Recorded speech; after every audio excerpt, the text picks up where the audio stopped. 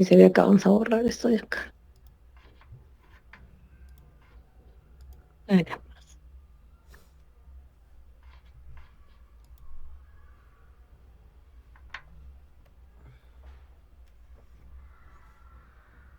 Ay, Dios, ¿y ahora qué pasó?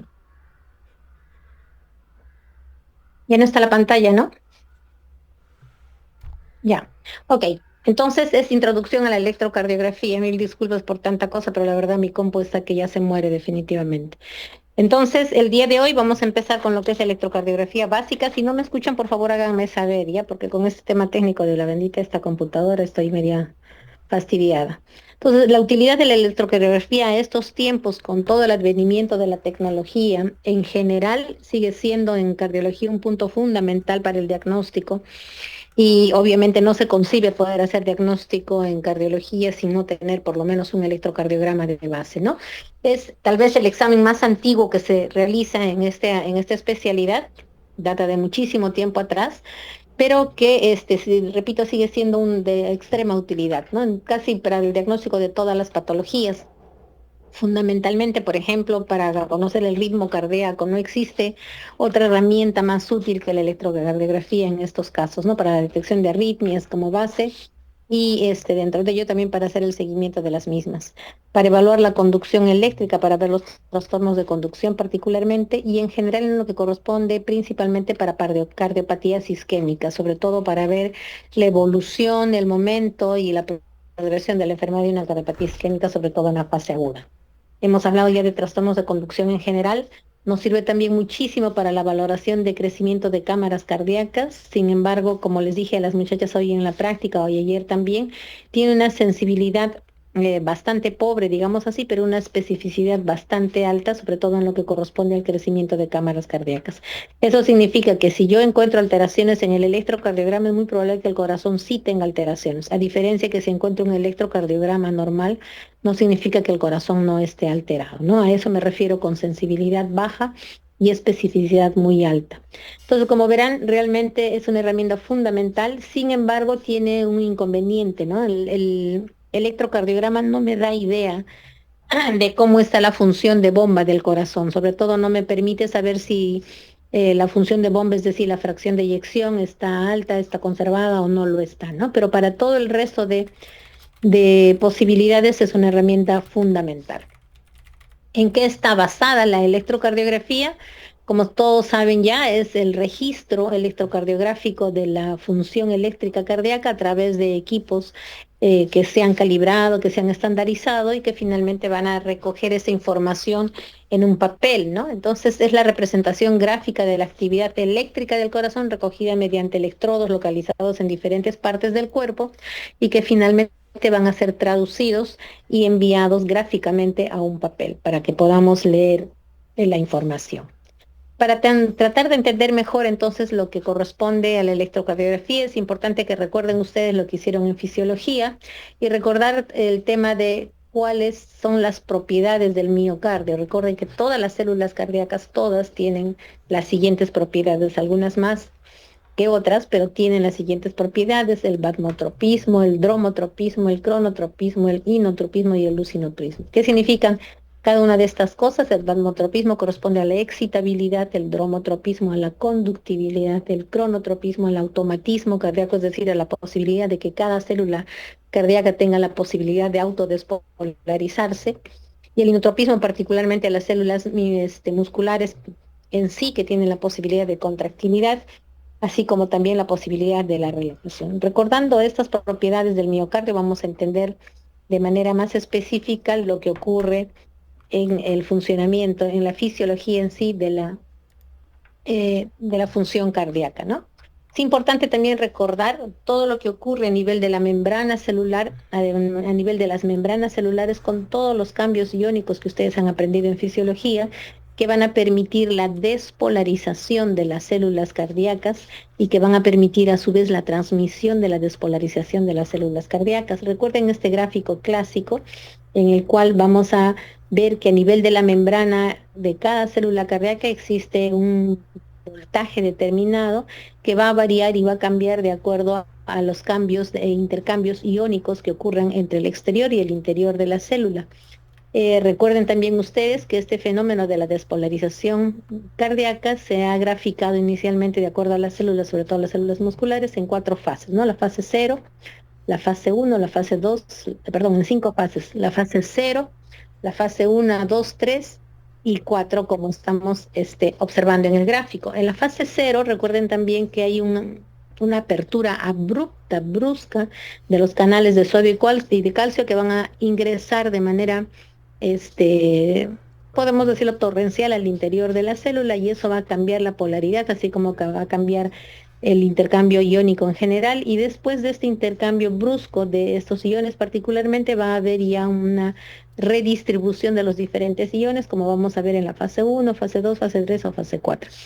Como no es precisamente una clase específica sobre este tema, les estoy trayendo básicamente un recuerdo, y el resumen de esto es decirles que también en la fase 4 es donde de la repolarización es cuando recién existe participación activa de energía, ¿no? Hay participación del sistema ATP recién en la fase 4, ¿ok? Entonces, este intercambio iónico que ocurre en alguna parte de alguna membrana de alguna célula cardíaca va a producir una alteración en la misma membrana que va a tener una orientación, un sentido, una transmisión desde un inicio hasta una continuidad, ¿no? Y vamos a ver inicialmente, por ejemplo, aquí tenemos una célula en reposo, en el cual al interior es negativo en cuanto a los iones y en el exterior es positivo, y una vez que ocurre la despolarización va a haber un intercambio iónico que va a permitir que el interior se va volviendo gradualmente positivo y va a empezar desde un punto hacia otro punto. Por lo tanto, va a producir un flujo, una orientación, un hacia allá, que va a ir gradualmente despolarizando la célula como estamos viendo, y una vez que la célula esté despolarizada probablemente también va a despolarizar las células contiguas, de tal manera que es importante, que quiero que lleven el recuerdo básicamente, que este hecho va a producir un flujo, un vector, una orientación, un sentido de despolarización.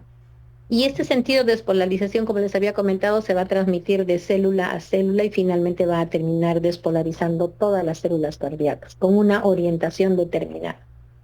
Esa orientación de ese vector de despolarización lo podemos recoger en el electrocardiograma, y vamos a entender que puedo poner electrodos en diferentes posiciones del cuerpo, que ya están estandarizados como ustedes lo conocen, y que finalmente ese electrodo va a percibir, va a recibir ese impulso eléctrico y lo va a graficar en el papel de acuerdo a la orientación que se produzca este impulso. Por ejemplo, si yo tengo el electrodo investigador en esta posición y vemos que el vector de despolarización se acerca hacia ese electrodo investigador, en el papel se va a graficar una onda positiva. Y si ocurre al revés, tengo un electrodo investigador y veo que el vector de despolarización se aleja de este electrodo de investigador, en el papel se va a graficar más bien una onda negativa. Esto también es un recuerdo nuevamente para tratar de unir lo que ocurre a nivel de la membrana celular con lo que ocurre en el electrocardiograma, ¿no? Así vamos a ver que la despolarización corresponde básicamente al intervalo QRS. La despolarización cardíaca corresponde básicamente al intervalo QRS, y la repolarización va a corresponder básicamente al segmento ST y la onda T. Ahora, respecto al papel, el papel en el cual recogemos esa información ya está estandarizada, ya está milimetrada, ya está calibrada para que podamos obtener la misma información y podamos leer de manera estandarizada, ¿no? Así tenemos que estos papeles van a ser milimetrados de la siguiente manera, y en sentido horizontal vamos a entender el tiempo particularmente. Entonces, un milímetro, un cuadradito de 1 milímetro va a corresponder a 0.04 segundos. Y en la altura, 1 milímetro va a corresponder a 0.1 milivoltio. Entonces, hacia arriba se mide en milivoltios y en sentido horizontal se mide en tiempo, en segundos o milisegundos. Entonces, un papel calibrado de manera estándar, un electrocardiograma, mejor dicho, calibrado de manera estándar, va a estar a 25 centímetros por segundo, y vamos a tener una altitud estandarizada de 1 milivoltio. ¿Ya? Eso tienen que conocerlo, porque esto nos va a permitir eh, registrar, o mejor dicho, nos va a permitir leer las diferentes ondas en las diferentes derivaciones. Dicho esto, vamos a recordar básicamente lo que corresponde el gráfico en el electrocardiograma y vamos a ver que tenemos las siguientes ondas, intervalos y segmentos. ¿Qué son las ondas? Las ondas son todo aquello que se aleja de la línea isoeléctrica.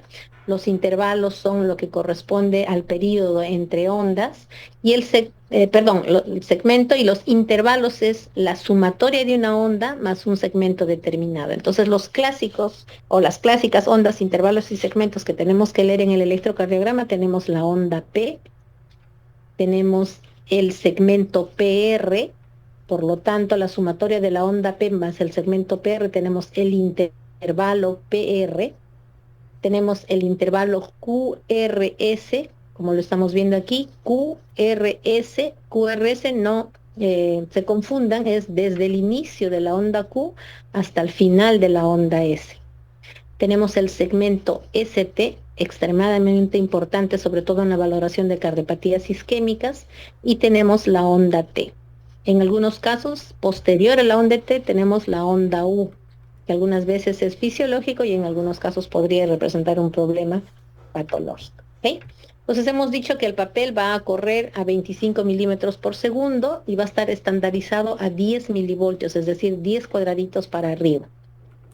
Dicho esto también, aparte de conocer la morfología, la forma de las diferentes ondas, de los diferentes segmentos, de los intervalos, de acuerdo a la derivación en la que estemos observando, tenemos que conocer obviamente sus criterios de normalidad para yo poder describir o darme cuenta de los problemas de anormalidad. Entonces, ¿qué me interesa leer en un electrocardiograma? El ancho, la duración y la altitud de la onda P. Me interesa conocer el intervalo PR. Me interesa conocer el intervalo QRS. Me interesa conocer el intervalo ST. Y también me interesa conocer el intervalo QT. También debo de mencionarles que el intervalo QT tiene bastante variabilidad con la frecuencia cardíaca, por lo tanto es mejor leer el famoso QT corregido, que ya les voy a enseñar en unos minutos a hallar. Hemos conocido las ondas y ahora tengo que conocer sus criterios de normalidad. La onda P debe de tener un ancho entre 0.08 a 0.11 segundos. El intervalo PR debe de tener una duración de 0.12 a 0.20 segundos. El intervalo QRS debe de ser menos a 0.10 segundos. Algunos textos dicen menos a 0.11 segundos. El segmento ST debe de ser menos de 3 cuadraditos, es decir, menos de 0.12 segundos, y la onda T supuestamente menos de 0.20 segundos. El intervalo QT es muy importante que lo conozcan, tienen un rango de normalidad tanto para varones como para mujeres, ¿ya? Pero esos son los criterios básicos de duración de los diferentes segmentos, intervalos y ondas del electrocardiograma. Ahora, una vez conocidos las ondas, los intervalos y los segmentos, ¿qué es lo que representa en la fisiología cardíaca? Las ondas P representan la despolarización de las aurículas. Las ondas P, recuerden, o la onda P representa la despolarización de ambas aurículas. Inicia la despolarización a nivel del nodo sinusal, se transmite este impulso primero a través de las fibras, estas que llevan el impulso eléctrico y también de célula a célula y se van a despolarizar ambas aurículas. Ocurre un retardo fisiológico a nivel del nodo aurículo-ventricular, por eso es que ocurre el intervalo PR, el segmento PR, porque acá ocurre un retraso fisiológico, y luego viene la despolarización ventricular, que en este caso es una vez pasado el nodo auriculoventricular, se despolarizan ambos ventrículos, y esa despolarización de ambos ventrículos va a corresponder al intervalo QRS. Y finalmente la repolarización corresponde al segmento ST y a la onda T. Entonces, para resumir, zona supraventricular corresponde a la onda P y al segmento PR, y zona ventricular corresponde al QRS, al segmento ST y a la onda T. ¿Ya? Nuevamente, onda P, contracción de ambas aurículas, PR, es retraso fisiológico a nivel del nodo auriculoventricular, QRS, despolarización ventricular, y segmento ST y onda T, repolarización ventricular. Otra vez un gráfico bastante similar, pero un poquito más explícito. Nodo sinusal, nodo auriculoventricular, tres haces internodales entre el nodo sinusal y el nodo auriculoventricular, el haz de Bachmann, que nos permite llevar el impulso eléctrico para que la despolarización a nivel de las aurículas, tanto derecha como aurícula, casi sean exactamente al mismo momento, y luego la despolarización a nivel ventricular. Por debajo del nodo auriculoventricular viene el haz de His. El haz de His se divide en dos ramas importantes, la rama derecha, la rama izquierda. La rama izquierda tiene dos haces internodales generalmente, un haz anterior y un haz posterior. La rama derecha del haz de His emite sus fibras de Purkinje a nivel ya de la pared libre del ventrículo derecho, de tal manera que el septum interventricular generalmente está inervado por la rama izquierda del haz de His. Todo esto es importante para entender todos los fenómenos que van a ocurrir en los trastornos de conducción y en los fenómenos isquémicos de las patologías que puedan afectar a un determinado corazón. ¿Ok? Aquí en este gráfico vamos a valorar lo que les estoy diciendo, ¿no? La activación auricular, onda P, retraso fisiológico, el PR, activación ventricular y finalmente repolarización ventricular en el segmento ST y la onda. Algo parecido al anterior para volverles a resaltar hasta el cansancio, porque me interesa que esos conceptos los tengan bien claros. Despolarización en el nodo auriculoventricular, pasa toda la energía de célula a célula, se despolariza la aurícula derecha, despolariza la aurícula izquierda, pasa al nodo auriculoventricular, despolariza el septum, y acá sí queda bien clarito lo que quiero que lo recuerden bien, por favor. Miren, el haz de His izquierdo despolariza el septum interventricular y el haz de His derecho despolariza a partir de la última parte del septum interventricular y la pared libre del ventrículo derecho. El haz de His izquierdo despolariza toda la pared anterior del ventrículo izquierdo y la pared posterior del ventrículo izquierdo. Otra vez algo parecido, despolarización auricular, onda P. Primera parte de la onda P corresponde a la despolarización de la aurícula derecha. Segunda parte de la onda P corresponde a la despolarización de la aurícula izquierda. La sumatoria de las despolarizaciones de ambas aurículas se grafica como onda P. El impulso llega al nodo auriculoventricular, se retrasa un poquito y luego produce la despolarización a nivel ventricular. ¿Por qué ocurre ese retardo fisiológico a nivel del nodo auriculoventricular? Obviamente para permitir que el ciclo cardíaco sea adecuado. Las aurículas se llenan, se contraen para vaciar su contenido, pero no puede inmediatamente despolarizarse el ventrículo izquierdo y también contraerse, porque de lo contrario el ciclo cardíaco no sería eficiente. Entonces las aurículas se contraen primero, vacían su contenido hacia los ventrículos, por eso ocurre ese retardo fisiológico a nivel del nodo auriculoventricular, y posteriormente van a ser los ventrículos los que se van a contraer y también van a eyectar su contenido, ¿no? ¿A dónde? A las arterias, la arteria pulmonar y a la arteria aorta. Entonces, en este gráfico vamos a describir lo que corresponde básicamente a los ventrículos. Antes les decía, y que lo tengan bien claro este gráfico, miren, pasa el impulso eléctrico, el nodo auriculoventricular, tenemos haz de His derecho e izquierdo, ¿ya? Entonces, este gráfico lo vamos a ver desde aquí nada más, toda la parte ventricular, y vamos a verlo en este gráfico resumido. Entonces, ¿quién es el primer, o qué porción de los ventrículos se despolariza primero? El septum interventricular. Y el septum interventricular se va a despolarizar en un sentido de arriba hacia abajo y de izquierda hacia derecha. Ese es el vector que va a despolarizar el septum interventricular. Luego sigue el impulso electro y se despolariza la gran masa ventricular izquierda. Recuerden ustedes que la masa ventricular izquierda es mucho mayor que la masa ventricular derecha. Y luego le llega recién el impulso electro a nivel de los, del ventrículo derecho, se despolariza casi al unísono que el ventrículo izquierdo, y la sumatoria de la despolarización de ambos ventrículos produce un vector que viene de arriba hacia abajo, de derecha hacia izquierda. Y la última parte en despolarizarse corresponde a las bases de ambos ventrículos, que va a tener una orientación más bien de abajo hacia arriba y una orientación un poquito hacia la derecha. Entonces, estos son los vectores que se van a producir en la despolarización de los ventrículos. ¿Para qué me interesa saber esto? Para entender la forma de los diferentes complejos en las diferentes posiciones de los electrodos investigadores. Si ustedes recuerdan, miren, aquí estaría más o menos B1. B1 está localizado en el cuarto espacio intercostal, línea parasternal derecha, o sea, más o menos en esta posición respecto a la ubicación del corazón. El primer vector se acerca hacia ese B1, por lo tanto va a producir una inflexión positiva inicial, se acerca hacia este vector. Luego el vector de despolarización mayor se aleja más bien, se va hacia el otro lado y va a producir una inflexión negativa.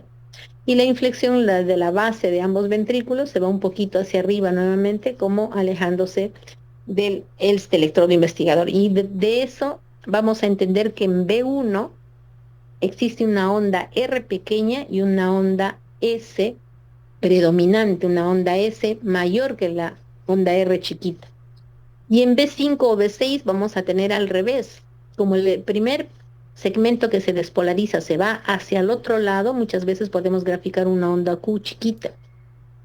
Y el gran vector más bien se acerca hacia ese B5 o B6 y vamos a tener un gran vector mayor positivo porque se está acercando hacia ese electrodo investigador.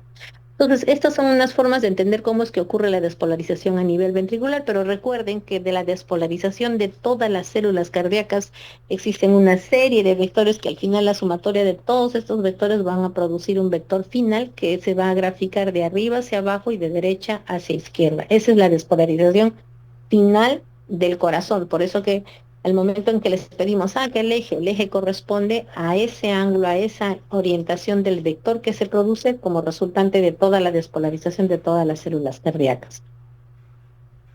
¿Listo? Ok, vamos a recordar entonces ahora cuáles son las derivaciones que vamos a encontrar en un electrocardiograma. En el electrocardiograma tenemos 12 derivaciones.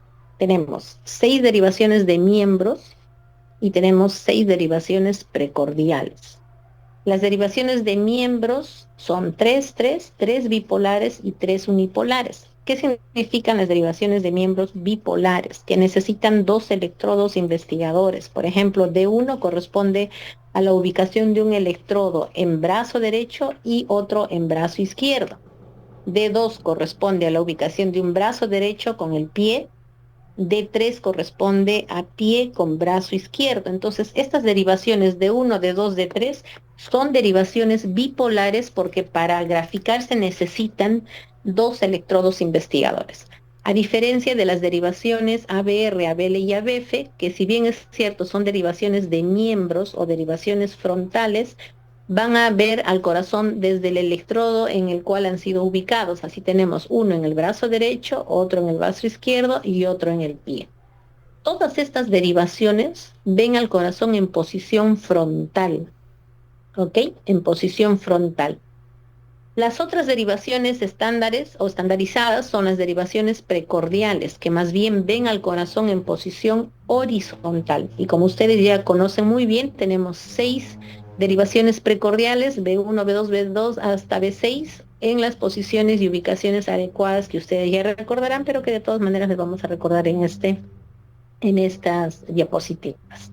Entonces, este sistema de conducción eléctrica es bastante complejo, como estarán recordando ustedes. Entonces, fue bien difícil estudiarlo y en algún momento el famoso Itowen, que fue uno de los que más estudió estos eventos cardíacos, estos eventos eléctricos cardíacos, terminó ideando, tratando de resumir, de simplificar todo este circuito complejo en un triángulo equilátero, que es el famoso triángulo de Itowen, en el cual trató de graficar al corazón en el medio del triángulo equilátero. ¿Y por qué equilátero? Porque los ángulos son de 60 grados, ¿no es cierto? Entonces las derivaciones bipolares, como dijimos, van a depender de 2 electrodos colocados en diferente posición.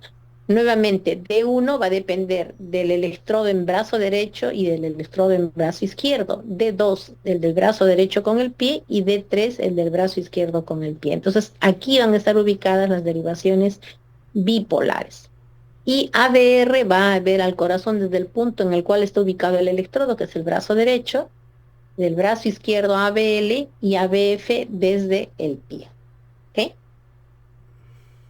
En relación a este triángulo, nos va a servir para entender justamente la morfología, es decir, la forma de los diferentes complejos, de las diferentes ondas, intervalos y segmentos que se van a graficar de acuerdo a la posición en la cual estén ubicados. O sea, vamos a depender de cómo se van a ver en las diferentes derivaciones.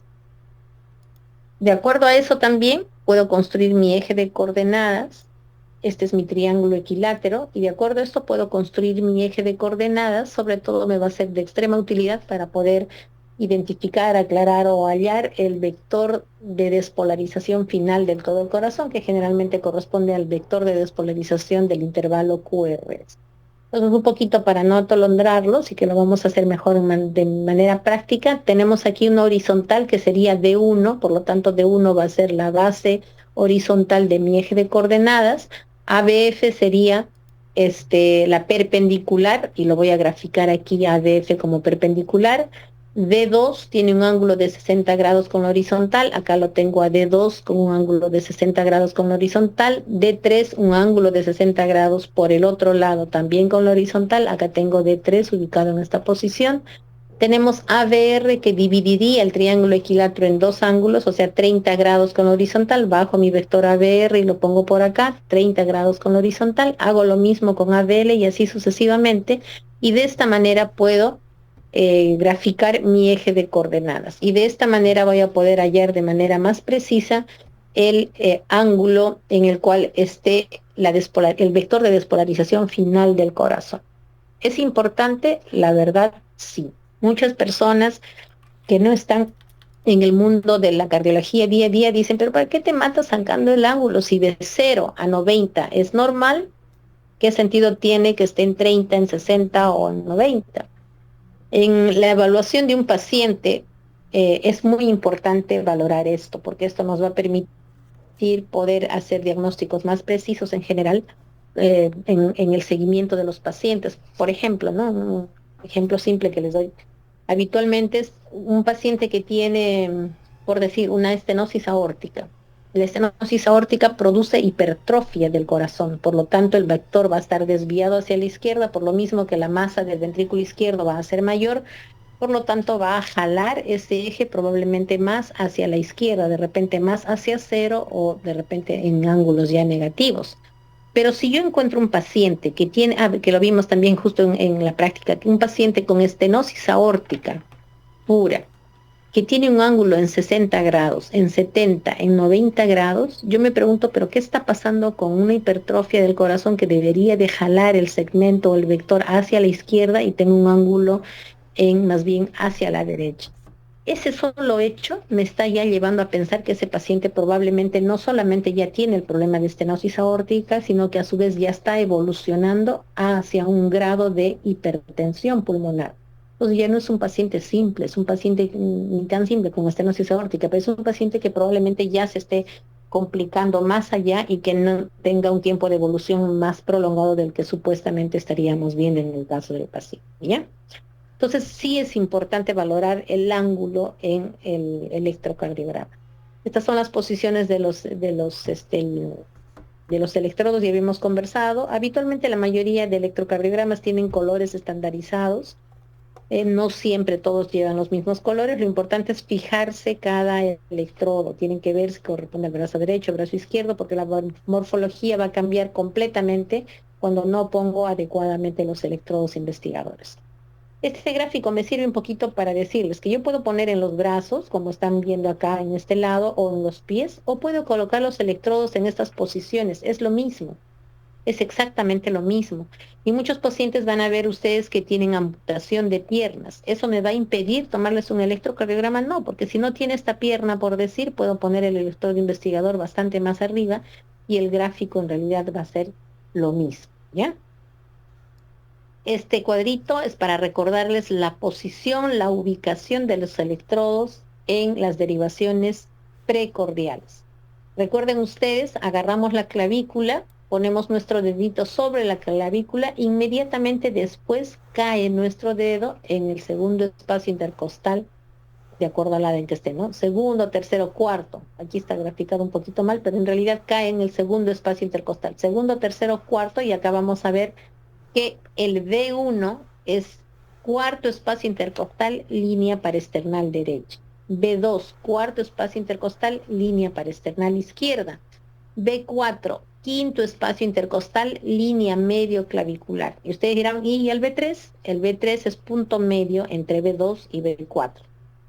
B5 corresponde a la altura de B4, pero a nivel de la línea axilar anterior, y B6 corresponde a la altura de B4, pero a nivel de la axilar media.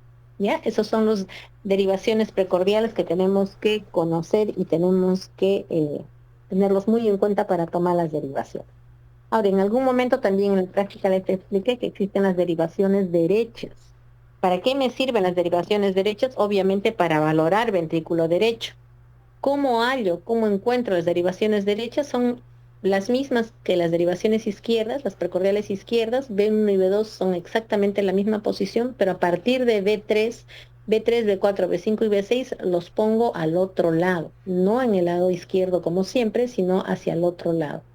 ¿Hago esto en todos los pacientes? No, no es necesario. Generalmente dejamos estas derivadas derechas para pacientes que están haciendo infarto de cara inferior, porque probablemente la coronaria derecha es la que está afectada, y recuerden ustedes que la coronaria derecha lo que hace es también irrigar el ventrículo derecho. Entonces, siempre hay que buscar, entre la presencia de un infarto de cara inferior, hay que poner y buscar derivadas derechas para ver si ha habido afectación del ventrículo derecho también, ¿ya? Entonces no se hace en todos los pacientes, sino en algunos, pero es importante que los conozcan, es importante que los recuerden. Ahora, existen derivadas derechas y posteriores también, diré las posteriores y las posteriores derechas también. B7 ya sería en la línea axilar posterior, B8 a nivel de la escápula y B9 en la línea paravertebral, siempre todos ubicados en línea horizontal a nivel de B4. Lo mismo B9R, B8R y B7R. Antes de que me olvide, B3, B4, B5, B6 al lado derecho se denominan B3R, B4R, B5R, B6R. Y lo mismo se hace con las derivadas posteriores, ¿no? B7, B8 y B9. Lo mismo no se hacen a todos los pacientes, sino en algunos casos en los que, por ejemplo, esté tratando de investigar cara posterior del ventrículo izquierdo. Ok, hasta aquí, después de todo lo dicho, tenemos que tener una idea de cómo voy a leer el electrocardiograma y tengo que saber por dónde empiezo, ¿no? Entonces, una de las primeras cosas que tengo que ver en el electrocardiograma es si el ritmo de los latidos del corazón es rítmico o no es rítmico, si está en ritmo sinusal o no está en ritmo sinusal. Y para hablar de ritmo sinusal existen algunos criterios que tenemos que tenerlos muy en cuenta. Que tengamos una onda P que preceda a todos los QRS, que la onda PR sea constante, que la distancia RR sea constante, que la distancia PAP sea constante, y generalmente las mejores derivaciones para valorar la onda P son D2 y D1. En D2 voy a tener siempre una onda positiva. Todo esto obviamente si es que el impulso deriva desde el nodo sinusal. Voy a tener una onda positiva en D2, siempre negativa en AVR, excepto que esté frente a una dextrocardia, ¿no? Pero siempre va a ser negativa en AVR, y vamos a tener una onda P bifásica usualmente en B1 y a veces en B2 también. Entonces, primero reconozco, ¿es rítmico, no es rítmico, es ritmo sinusal o no lo es, ¿no? Y los criterios de ritmo sinusal deben de cumplir estos criterios que les estoy mencionando ahora. En cuanto a la frecuencia cardíaca normal es de 60 a 100 latidos por minuto. ¿Cómo se saca la frecuencia cardíaca? Dividiendo 1500 entre la distancia de R a R. Entonces, ¿cuántos cuadraditos hay de R a R? Y voy a dividir 1500 entre esa distancia. Pero esto solo sirve si es que el paciente está en ritmo sinusal. Si no está en ritmo sinusal o está en fibrilación con algún otro ritmo, entonces esta forma de hallar la frecuencia cardíaca no sirve. Luego tengo que sacar el eje del QRS en plano frontal. Hemos dicho que vamos a utilizar las derivaciones de miembros o las derivaciones verticales, y es ahí donde voy a sacar el eje del QRS, que finalmente va a describir el eje del vector total de despolarización del corazón en general, ¿no? Y la normalidad es entre 0 y 90 grados, pero ese hecho de que el rango sea tan grande no debe permitirnos simplemente superar y no hacer ese diagnóstico adecuado. Y sobre todo en el seguimiento de pacientes es muy importante la valoración del eje del QR. Y luego de esto ya me voy a fijar particularmente las características de las diferentes ondas, los intervalos y los segmentos. ¿Ok? Entonces, primero esto y luego miro la morfología, el tamaño, el ancho de las diferentes ondas, intervalos y segmentos. Entonces, vamos a ver ahora las características de la onda P. La onda P, hemos dicho que siempre precede al QRS, se puede sacar el eje también de la onda P, no es algo que lo hagamos todos los días, es normal entre 30 y 90 grados, es positiva siempre en D1, D2 ABF y B5 a B6 y negativa en ABR. Estamos hablando de criterios de normalidad. La duración de la onda P no debe de ser más de 100 milisegundos y no debería de tener un alto más de 2.5 cuadraditos, es decir, de 2.5 milivoltios. El PR debe de tener una duración entre 120 y 200 milisegundos. El QRS debe tener una duración menor a 110 milisegundos. Hemos dicho que algunos textos dicen 110, ¿no?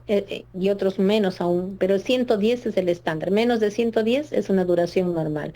El eje del QRS ya lo hemos dicho varias veces, entre 0 y 90 grados, y tenemos que valorar la forma del QRS de B1 a B4. Normalmente hay una progresión normal, es decir, la onda R va creciendo de B1 a B4 y decrece discretamente de B5 a B6. La onda Q es normal. En algunos casos puede existir onda Q normal, pero su duración, su ancho no debe ser más de un cuadradito y su profundidad no debe ser más de un tercio del QRS en esa misma derivación. O sea, hay ondas Q normales, pero las patológicas son las que sobrepasan estos criterios de normalidad. La onda R debe de tener menos de 15 milímetros en derivaciones de miembros. Si es más de 15 ya es patológica. La onda R debe de tener menos de 25 milímetros en derivaciones precordiales y debe de tener más de 5 milímetros en dos derivaciones bipolares, porque si es menos de 5 milímetros en dos derivaciones bipolares, entonces estamos también frente a una patología. El ST debe de ser generalmente isoeléctrico o con una tendencia un poquito hacia arriba. No debe haber ni infradesniveles ni supradesniveles. La onda T suele ser asimétrica, es decir, el primer componente mayor que el segundo componente, ¿no? Una onda media asimétrica y con polaridad positiva, ¿no? Debe de ser correspondiente al QRS. Si tengo un QRS predominantemente positivo, la onda T debe de ser positiva. Si en ABR tengo el QRS predominantemente negativo, ahí vamos a tener una onda T usualmente negativa. Pero la onda T siempre debe de ser positiva de B3 a B6. Basta que yo encuentre una onda T negativa en B3, B4, definitivamente eso es anormal, ¿ya? Y si estamos frente a un corazón en posición adecuada, no en estrocardia, debe de ser negativa siempre en ABR. Y en cuanto al QT, el QT, pues hemos dicho, es un intervalo que es muy importante tenerlo en cuenta, pero lo más importante es hallar el QT corregido, porque la variabilidad de la frecuencia cardíaca va a alterar mucho la duración del QT y a veces vamos a pseudointerpretar QT corto o QT largo, que pueden ser patologías importantes sin haber hallado el QT. ¿Cómo se halla el QT? Generalmente la distancia, la raíz cuadrada, uy, acá se movió, es la raíz cuadrada de RR. ¿Ya? Es el QT corregido, es el QT hallado sobre la raíz cuadrada de RR. Esto lo voy a corregir y les voy a... El momento si se habrá pasado. ¿Cómo es el valor del QT corregido? Menos de 400 milisegundos en hombres y menos de 470 milisegundos en mujeres. Este es el valor normal del QT corregido. Entonces, en todo electrocardiograma debo de hallar el QT, pero mejor aún el QT corregido, ¿ya? Ahora las nuevas máquinas ya nos dan prácticamente todo eso y en muchos casos ya no tenemos la necesidad de estar sacando de manera específica, ¿no? Este es un electrocardiograma perfectamente normal. Onda P que precede a todos los QRS, aquí hay un D2 largo, no hay ninguna duda, onda P que precede a todos los QRS, P positiva en D2, negativa en ABR, bifásica usualmente en B1, a veces en B2 también, QRS menos de 110 milisegundos, el QT estamos encontrando alrededor de 400 milisegundos aquí, y la forma, la morfología del ST y las ondas T son normales. Miren ustedes cómo es el ST, usualmente suele ser ascendente. Desde la línea isoeléctrica tiene esa morfología ascendente y la onda T media asimétrica. Y cuando hablamos de simetría, cuando el primer componente es un poquito más largo que el segundo componente, como acá, por ejemplo, acá se nota mucho más claramente. El primer componente es un poquito más largo que el segundo componente, ¿no? Entonces, este es un electrocardiograma perfectamente normal. Y vamos a ver también cómo es que el QRS en B1 era chiquitito y va creciendo hasta B4 y decrece discretamente entre B5 y B6. Obviamente, la colocación de los electrodos debe de ser puestos en la posición estandarizada que ya conocemos. Si ustedes van a ver, y generalmente lo toman los técnicos en diferentes lugares, el técnico de enfermería a veces no tiene en cuenta de colocar en la misma posición y pone donde se le ocurre, ¿no? Pero es importantísimo que tengamos la ubicación estándar, porque el tamaño del QRS, la morfología del ST y la onda T va a variar de acuerdo a la posición en la que se han colocado, sobre todo las derivaciones precordiales, ¿ya? Eso es tan importante que inclusive, por ejemplo, en las salas de dolor torácico en emergencia, cuando llega un paciente, algunas enfermeras y en algunos lugares tienen la costumbre de marcar dónde se colocaron los electrodos en el primer electrocardiograma para que los siguientes sean tomados en la misma posición y poder hacer una comparación entre los electrocardiogramas y poder ver la variabilidad de acuerdo a eso. ¿Qué hora es? Justo, casi, faltan 4 minutos para la clase. Mire, aquí hay algunos electrocardiogramas que tenía para mostrarles ya patológicos, un poco para hacer la práctica, pero creo que lo que vamos a hacer ahora es más bien suspender la práctica. Este es para poder hallar el QRS, que lo vamos a hacer en la siguiente clase. La siguiente me toca corresponder ya básicamente a lo que es patologías en relación al crecimiento de cámaras cardíacas, y yo creo que por ahora y por el retraso que hemos tenido nos vamos a quedar en esta diapositiva. Si tienen preguntas, por favor, algo que les haya quedado no claro, con mucho gusto para contestar.